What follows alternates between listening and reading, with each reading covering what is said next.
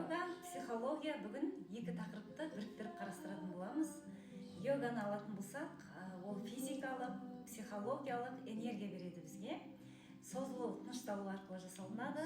Ал психология болса, көптеген аурулардың 80% психосоматикадан болып ұстады. Сондықтан да йоганы да, психологияны да, гипнотерапияны да, сапалы қазақ онлайн марафонында да, жан-тән сауықтыру орталығында да барлық жерде біз денсаулығымызды арттыру үшін жұмыстанатын болсақ, бүгін йоганы да соған қолданамыз. Біздің 7 чакрамыз бар, энергия орталықтары бар, ішімізде биохимия жүріп жатыр, дәл сол сияқты энергия да жүріп жатыр біздің ішімізде. Энергияны қалай түсінеміз деген кезде, мысалға су ағып жатыр, бір мезгілде тоқтап қалатын болса, ағым болмай қалады, иә? Дәл сол сияқты энергияда тоқтап қалатын болса, біздің ішімізде біздің күш қуатымыз түсіп кетеді.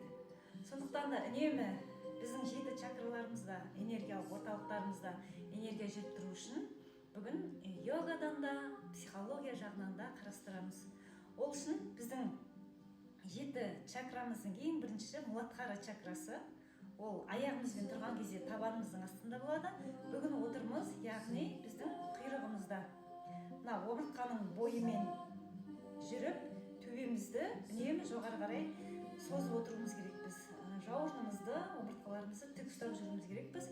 Сонда энергия керемет жүріп тұратын болады бізде. Ал енді психологиялық жағынан қарастыратын болсақ, осы Муладхара чакрасындағы энергияны жауып тұратын бізде қорқыныш жауып тұрады. Сондықтан да қорқынышпен жұмыс жасаймыз.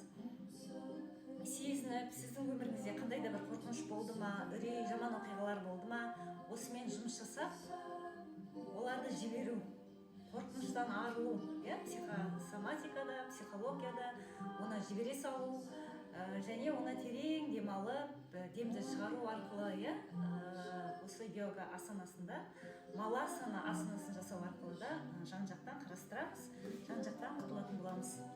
Енді маласана асанасын жасау үшін аяғымызды тік қойып аламыз. Қолымызды осылай ұстаймыз да, тіп-тік осылай ұстаймыз. Құйрығымыз төмен түсіреміз, басымызбен жоғары қарай созыламыз.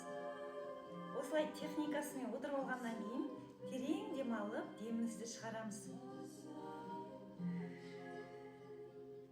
Тынысымызды төменге түсіреміз, ішімізге қарай түсіреміз. Тыныспен жұмыс жасаймыз. Деммен. Қорқыныштарыңыздан арылыңыздар осылай.